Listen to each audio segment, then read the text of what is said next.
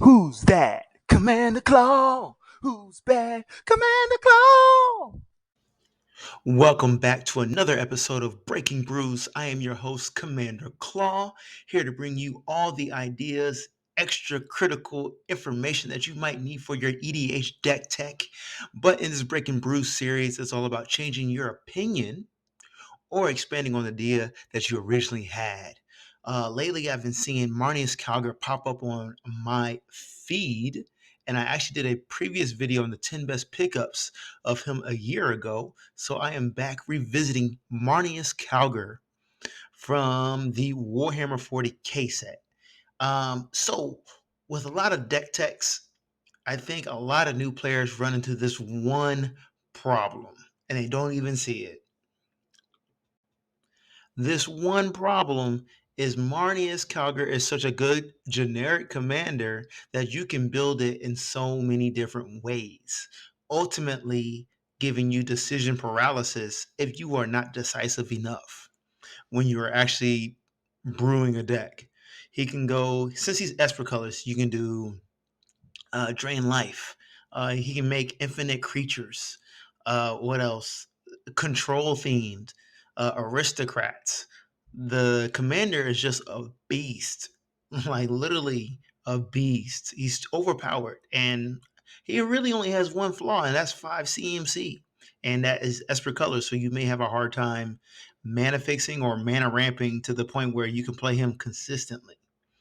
But that is the main problem. He's just too good of a commander and giving you so many options to build around. Which option will you choose and stick with? If you don't know what he does, he is Esper Colors and 2 generic mana. He's a 3/5 Astartes warrior with double strike. He has the ability Master Tactician. Whenever one or more tokens enter the battlefield under your control, draw a card. Then his next ability is Chapter Master. Tap 6 generic. Create 2/2 white Astartes warrior creature tokens with vigilance. Okay, so first of all, he's got double strike. If a commander has double strike, you better beware. Then the Master Tactician ability, whenever you make a token, you get to draw a card. Think about Smothering Tithe here. Yeah, whenever an opponent doesn't pay for Smothering Tithe, you make a treasure token and you get to draw a card. Next up is the Chapter Master ability. That is crazy powerful. It's just 6 generic mana and it doesn't tap him. And you just create 2/2 Astartes Warriors. That goes infinite easily. You just need the unlimited mana. So I'm going to be bringing you cards that you can probably add to your deck just to give it a little bit more spice. Because honestly, it's a really good, powerful commander. He's gonna do things that you're supposed to do with it, but it could get boring. Even though you could win a lot. I don't know who you are and what you'd like to do with your commander, but just me personally, maybe I can help you convince you to add something else to it. Maybe those surprise elements. I love surprise elements. And if you don't know me by now, I am a spell slinger at heart. Love instants and sorceries. So get ready. First card we have is Fanatical Offering. Literally, it's just like Diddly Dispute. One color is one black. It's an instant that says, as an additional cost to cast a spell, sacrifice an artifact or creature. Draw 2 cards and create a map token. Bam. Right here, you're creating a map token, which ultimately lets you draw a third card. What else do I need to say? Moving on. Next card we have up is Mana Rig. I think a lot of people overlook this one. You might actually really enjoy it when I convince you on adding it. Also, I just thought about it. Esper colors, those commanders are usually artifact heavy. I really believe they're artifact heavy. It may not seem like it, but you're going to need artifacts to actually manifest. So you're going to need those talismans to tap for those combinations of black, white, and blue. Anyway, moving on to a mana rig. 3 generic mana for a legendary artifact. It says, whenever you cast a multicolored spell, create a tapped Power Stone token. This is an artifact with tap, add colorless. This mana can't be spent to cast a non-artifact spell. I'll get more to that later. Next up is tap 3 X's and tap it. Look at the top X cards of your library. Put up to two of them into your hand and the rest on the bottom of your library in any random order. Sorry. So first, it's first ability. Whenever you cast a multicolored spell, create a tap Power Stone token. If you don't know what Power Stone tokens, don't be confused. Literally, you can only tap mana, tap the Power Stone token to cast artifact spells, colorless spells. Actually, sorry, you can only cast artifact spells and for abilities. So this is a great card to have extra mana lying around to tap for um, Marneus Calgar's token generating ability. I cannot talk right now. So that six mana cost for the activated ability. If you got a couple of these power stones laying around, tap those to use that to cast it. Next up is this bottom ability where you tap 3x. The easiest way to look at this is a scry cost, right? Because generally you tap 3 to scry 1. That's exactly what you're going to do. So for 3 mana, you get to look at the top 1 card. For 6 mana, you get to look at the top 2 cards. That's the way you should look at it. So 3 mana for 1, 6 mana for 2, 3 mana for 9 to scry that many. Anyways, but this is even better. You get to put 2 of them into your hand and at the rest of the bottom of the library. So how many cards you look at the top of your deck, you get to put them into your hand. Just the first up to 2. Easy as that. Moving on to Kasmina Enigmatic Mentor. It is a planeswalker here for 4 mana, 3 colorless, blue, legendary planeswalker Kasmina with loyalty abilities of 5. Okay. Okay, why will we add this? Add this here. She says spells your opponents cast that target a creature or planeswalker you control costs 2 more to cast. Then she has a -2, create a 2/2 blue wizard creature token, draw a card, then discard a card.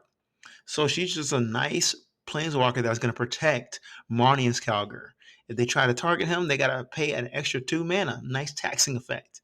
Then if you use her loyalty ability, you created a token and you get to draw a card. Easy as that. So what? Max, you could do this without proliferating and without her dying. It's 2 times. So you get 2 cards just for casting a 4 CMC spell. Win. Win. Now you only can do the loyalty ability per turn, but still, it's creating a blocker. You get to draw a card, then you get to draw another card for creating a token, but you got to discard 1. Perfect. Next up, we have politics as usual. Wow, you know I love this segment here because it's based off the Jay-Z song "Politics as Usual." Uh, I'm trying to encourage players to add more politics to their deck to win the game. Besides using removals, removals are not always the way. Politics, because it's a social game here. Moving on to the card. The card is Infernal Genesis. It is an old card from Odyssey. I believe that is Odyssey.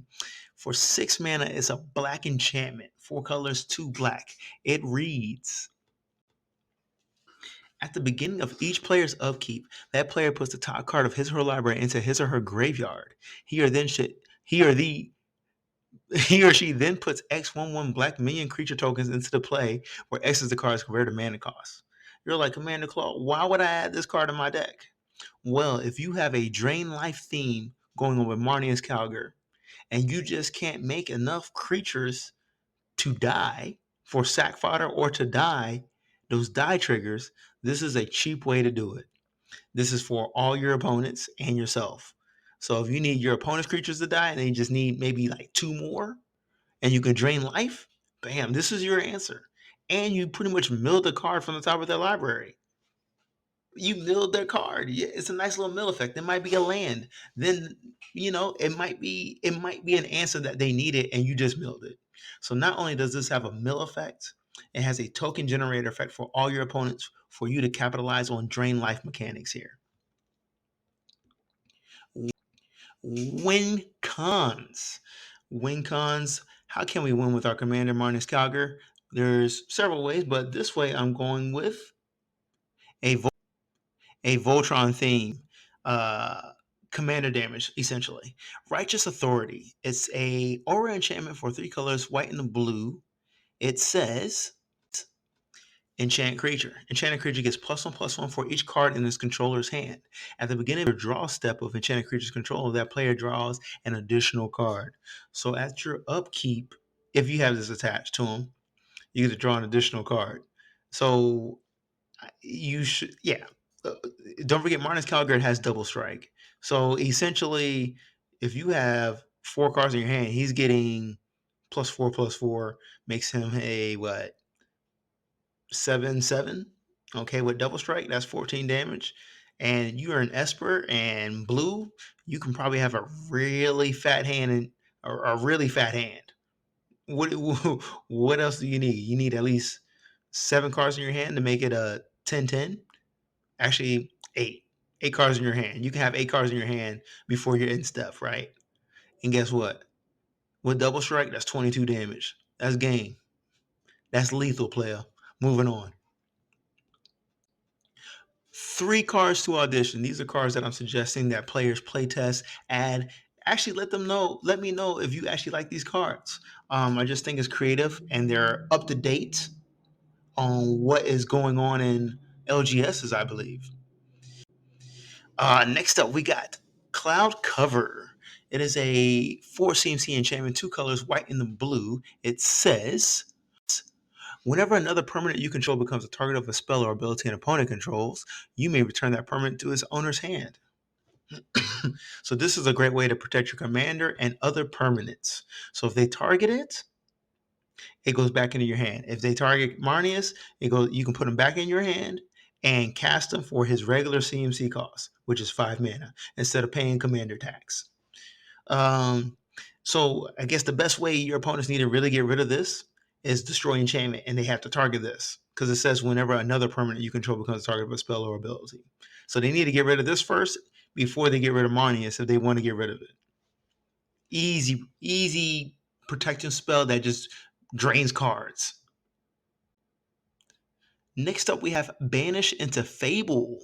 It is a 6 CMC instant. Ooh, 4 colors, white and blue. Let me read it to you. It says when you cast a spell from your hand, copy it if you control an artifact, then copy it if you control an enchantment. You may choose new targets for the copies. Return target non-land permanent to its owner's hand. You create a 2/2 white night creature token with vigilance. So, yeah, this card, max value if you have Marneus on the battlefield is you return 3 target non-land permanents to their owner's hands. You create 3/2/2 white creature tokens, and it triggers Marneus Calgar. So you'll be drawing 3 cards. So total for 6 mana. This is a ceiling. A total of 6 mana. You bounce 3 non-land permanents. You drew 3 cards, and you created 3/2/2 white knight creature tokens with vigilance.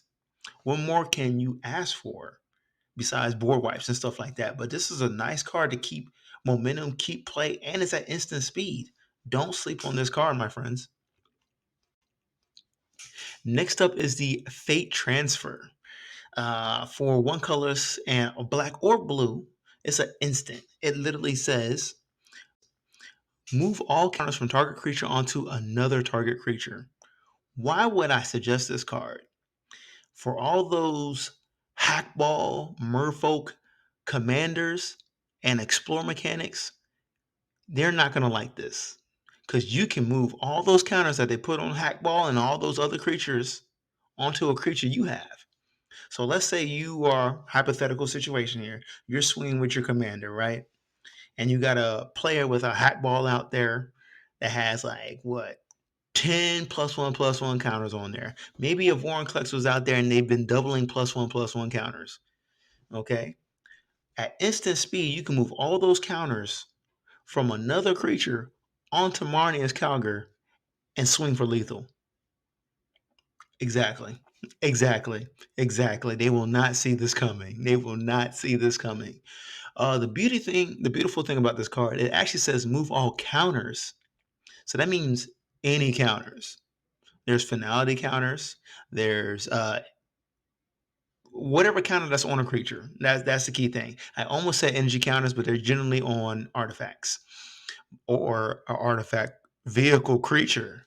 Ooh, we're getting to the mechanics here. It literally says remove all counters. Don't sleep on this card, my friends. Thank you for watching another episode of Breaking Brews, trying to bring you new, fresh ideas for popular commanders. Maybe I changed your opinion. Maybe I didn't. Maybe I expanded on an idea. Please like, comment, subscribe if you feel anything is great value of today. Peace.